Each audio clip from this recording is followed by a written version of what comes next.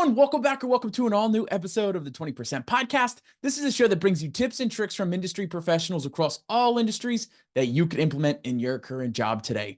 I'm your host, Tyler Meckes, and this is episode 205 of the show, and it's going to be talking about my experience with landing my next job. So I'm so excited to say, after so much hard work and over a month of constant messages, reaching out, which all of things that I'm going to be talking about today, I was able to find my next role, and I really wanted to be able to create this podcast episode to talk about some of the things that help me in my job search, so I could really try to help others as they navigate this very tough job market. And I promise you that with hard work and with dedication, you will find that next job. But it's a matter of first and foremost understanding what you want next. So let's get into today's show. I really wanted to help, as I mentioned, help fellow job seekers really navigate this really tough job journey. Um, this job market is no joke. And really one of the number one skills that you could have right now is networking. So before I jump into the networking side of things, I think it's really important to talk about what you think you want to do next. In order to figure out what you want to do, I found that self-reflection and really understanding what skills that I have now were really helpful to understand what have I done, what skills do I have, and ultimately, how am I going to utilize those skills in the future? At the end of the day, people want to help you, and but in order for them to help you, you need to have an idea of what you're actually looking for. So in episode 204, I'm sorry, episode 203 a couple weeks ago, I walked through a self-reflection exercise that I did, which I will show in a moment. But it's really important because being generic in your job hunt will give you generic results. So in order for others to help you, you need to be able to help them. So here's the self-reflection exercise that I have utilized previously. So again, this is from episode 203. So if you want to dive in, first understanding what were those skills that I developed early in my career, like what did I enjoy doing? What were some of the topics that fascinated me? And then ultimately moving through high school and some of your other careers, understanding what did I like in high school? Was I in any extracurricular activities or clubs? What hobbies were I interested in? When you really understand what makes you tick, it ultimately will allow you to find more fulfillment in your role as well. And then it's moving over to your career skills, the professional on-hand development that you have. So it's understanding what jobs did I have and writing those out. What aspect of the job did I like? What didn't I like? Was there any tasks that really lit me up? Because then once you have this understanding, then you could really go in and understand, based upon that, what do I want to do next, or what skills do I need to develop? So you could then understand, in order to know where you want to go, you need to know where you're at now to really build that career bridge moving forward. Some of the other things to consider when you're looking for a job is understanding, what department do I want to be in first and foremost? What size company do I want to work for? And ultimately, what is the industry that I want to be in as well? When you're working at different size companies, if you're working at that $2 billion publicly traded company, is going to be significantly different from that 50 to 100 person Series B, Series C company. So really understanding what kind of roles do I want to do, and how am I going to facilitate that is really important for the size of company as well. Once you understand all of that, then you're able to understand, or have like almost like a job hunt mission statement. It's like, what is that role that you're looking for? As an example for me, here's an example. I want to build out the account management and revenue expansion process from the ground up at a Series B company, right? That's not the truth. That's what I did at Dooley. But the more important thing here is knowing what you want, because going back to what I said before about others helping you, if they don't know, if you're generic and they don't know how to help you, then they can't help you. But if you're more tailored and pointed at exactly what you want, then you'll have better opportunities coming back to you as well. Now, once I had that idea of what it is that I was looking for, next it was my job to post on LinkedIn. So I'm going to scroll over and show you the exact post that I had. So this was the day that that my role was eliminated, and all I said was, "Hey, I'm really fortunate, was talking about how thankful I was for my opportunity, for my experience, and gave a little insight into some of the things that I did while I was working in that role. Giving a little bit more of an insight into what I'm looking to do next. Again, kept it generic at first, and then however, this ultimately allowed me to get a lot of different impressions, and then from there, I was able to do the next step of starting to reach out to those groups. But first, it's getting that message out there saying, "Hey, I am open to work. I'm really excited about this, and please send me a message." There was a lot of people, as you can see, 150 people, a bunch of comments, all sending their support, which is a great feeling as well.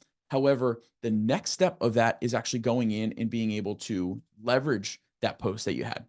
So for anyone who liked and commented on that post, I actually sent them a message personally right after that to thank them for, for engaging with that post and giving that support.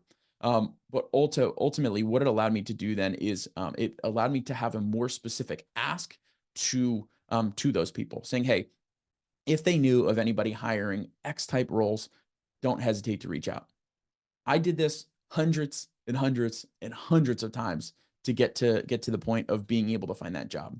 Really, once you're reaching out to all these people, this is where you could really use the power of a network, and really being able to have those force multipliers. Because once I send a message out to one person, then it's on their radar to if they see different jobs in their network. And then over time, it took maybe a couple days.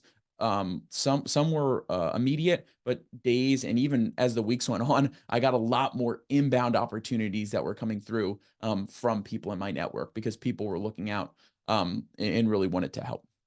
But this is a great starting point for those messages that you send out, that when you want to send out. So as you're in the background going and sending direct messages, it's really helpful. From again, this is all from my experience. Letting the power of LinkedIn work as well, and really start creating content that's going to showcase the skills and knowledge that you have in that area. So let's use the example of the account management or revenue expansion. You know, if that was if that was a job that I was going after, I would post my account management or my account mapping playbook and talk through my experience of what that was, or the pitfalls that I've noticed. Or, if I wanted to get a job in customer success, then I would go reach out to all the customer success leaders that I know in my network and asking those questions. So again, once you're able to this really allows you to showcase more of those skills outside of that interview process, because it's not only attracting more hiring managers to showcase your skill set, but ultimately, when you do get into that interview process and the hiring manager is inevitably going to go look at your LinkedIn page, you really have that credibility in showing the skills that you have without having to just waste the time in the call talking about it. You can reference those posts, which is a really important thing, because when a hiring manager asks you a question, you could say, "Hey, that's actually really funny. I just posted about that a couple weeks ago, or a couple days ago, and I'll send you the post once we're done, so you could continue to have that follow up." But it ultimately is building a lot more credibility for yourself, and it ultimately gives that hiring manager some peace of mind and understanding. Wow, this person actually does know what they're talking about. Now, from my experience, I got very minimal return on cold applying to jobs.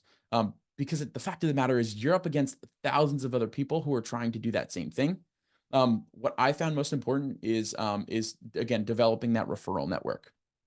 An internal referral almost seems like table stakes these days, but it ultimately doesn't mean that you're actually going to get the interview at all, because every single person is trying to reach out to those other folks in their network at those companies to get that referral. I know from one experience, I had a director of customer success who had over 8 personal internal referrals that she had for a role that she was hiring for. So again, even if you have a great relationship with that person, that still doesn't mean that you're going to continue to get through that process. So asking for introductions to the hiring manager is really important, um, because then any way that you're able to get in front of them, it's all about just getting that first meeting, and then from there, it's letting your skills in things that you've done showcase how you could try to get that job. After hundreds of messages, it really does start getting tough to track. So what I did was I put in a place in a tracking mechanism where it would be helpful to track things like just a simple spreadsheet, things like the company name that I was currently talking to, the title of the role, if you have access to the salary requirements, your main point of contact, what your next step is, as well as a link to the job. Those were all really valuable for me so that I could go in, come in the next day and say, hey, where is this potential opportunity? I need to reach out to them. So it's just a very like generic CRM. I'm sure there's some other companies out there that would be really great to actually facilitate this. However, I just use a simple spreadsheet to really track and manage what I was doing there as well. Once I sent out all those messages, and to those who interacted with that post, I wrote out a list of the champions that I had in my network. These are the people that I've been building relationships over the past years with, whether it was had them as a guest on my podcast, they enjoyed listening to the show and I interacted in messages, or we just connected some other way. Um, but this is where the importance of building relationships really comes into play, in being able to ask if they know people. Now, it is a huge goal to really find a job that isn't posted yet. That is like the best possible scenario, because there's going to be less competition. That's ultimately how I landed my next role. I sent a message on a Thursday afternoon to somebody I've been connected with for a little while, and we've been interacting over the years, to know if they knew anyone who was hiring for different roles that could be a good fit for me. And once they told me that they were in the very early stages of putting together a job rec, um, I knew that it was an opportunity that I had to go after. So that was a Thursday night. Friday, I was on a call with the hiring manager. That next Wednesday, I was on a call with the founder and CEO. And then subsequent interviews led us up to where we are today. But again, I cannot stress enough the importance of building your network and getting out there and really connecting with others, so that it's not that awkward situation where you haven't connected with somebody in a really long time, but when you're going out and having this big ask of helping you find a job, it really reduces that barrier of, if you've already been engaging with them, if they know that you're a good person.